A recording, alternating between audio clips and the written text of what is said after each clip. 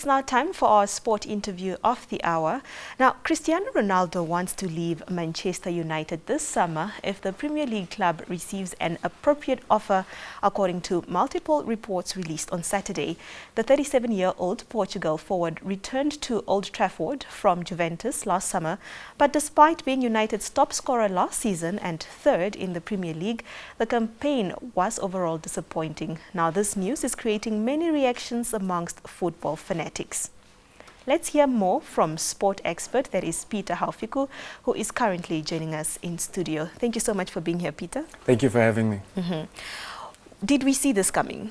I think we all didn't see this coming, because come towards the end of last season, all of the right things were said. He backed the coach also backed him. The club really doesn't want to sell, but he doesn't see enough ambition from them. From the reports that we're hearing and reading, he just doesn't see ambition. He sees lack of ambition from the club, from the owners, from the board, but not so much from the coach. Not only that, but they're not signing enough players as well, and their competitors are actually doing that, just that. You know, Manchester City won the Premier League last year, and yet they still went out to buy one of the top strikers in the world. You know, Liverpool did the same, and as well as retaining Mo Salah. So these are certain moves that he's seeing other teams do, but not seeing in his own team. So that's, I think, breeding a lot of frustration. Not only that, but also the lack of Champions League football. That, you know, coupled with all of that, he just decided, you know what, I think it's time for me to actually leave for greener pastures. Is there anything Manchester United can do to keep Ronaldo, though? I mean, if they start, you know, signing actual players, if they start, you know, taking themselves a little bit more seriously in the transfer market, but at the same time, you can understand their reluctance to actually try and buy players. In the previous 10 years, you know, they have, you know, signed crazy amount of players for, you know, a crazy amount of money. You know, if we speak about certain players like Harry Maguire, you know, Jadon Sancho, there are a few examples of players that they've signed, you know, out of just, you know, out of peer pressure, so to speak. So they're kind of taking their time this time around, trying to do their due diligence. But while they're doing that, their competitors are actually getting an edge over them. But he still has a year's contract left. So what's going to happen there? Yes, that's a bit tricky. With regards to the contracts, in football, it doesn't, you know, warrant for much as other sports. So he can actually ask to be, you know, sold.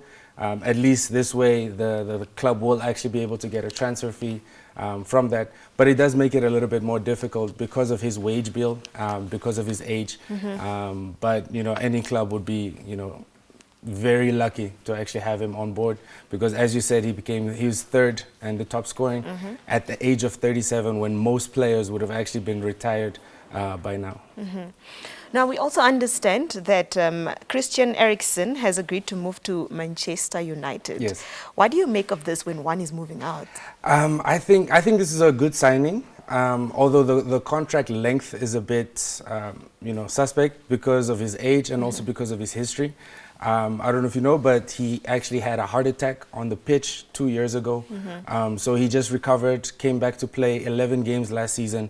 So he's fairly fresh on that. But not only that, but no other team really wanted him. So he only had his team that he was playing with, which was Bournemouth, and Manchester United, who was actually also interested. So it was a bit of a strange signing, but I think it was a good one in the sense that they have a lot of midfielders actually leaving the club.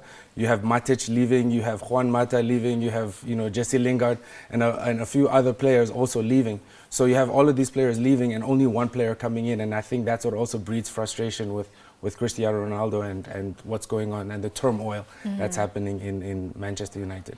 Now, with all these players leaving, what does next season look like? What are your expectations? I'm actually really excited for next year. I think how they ended last season was absolutely amazing. It was very dramatic. It came down to the last day, actually maybe the last second of each game. And, you know, and it's only going to get better. As I mentioned, Manchester City just bought a new striker in Erling Haaland. We have, you know, Liverpool signing strikers as well. We have Arsenal, who's just signed Jesus, and we also have, you know, Tottenham, who've just signed Richarlison. So a lot of teams have been making strides to actually get a little bit better, and that only breeds, you know, greatness for the competition ahead.